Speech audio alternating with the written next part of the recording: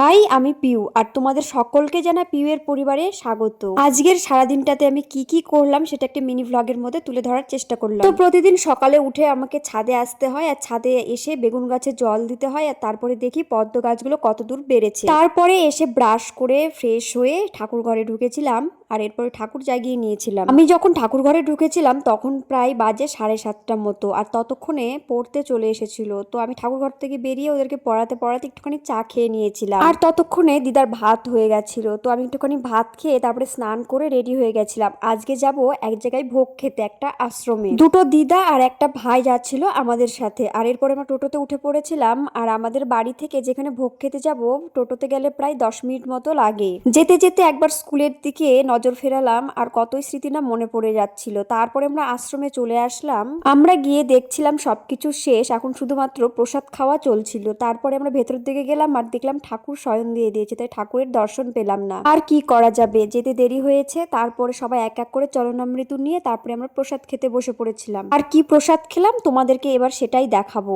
এখানে ছিল আতপ চাল দিয়ে একটা মিশানো সবজি দিয়ে একটা খিচুড়ি টাইপের, মানে এর মধ্যে হলুদ আর লঙ্কা ছাড়া গোলমরিচ দিয়ে, কেন কি এটা নিয়ম সেবার মাস তার জন্য। আর ছিল সাথে মিষ্টান্ন।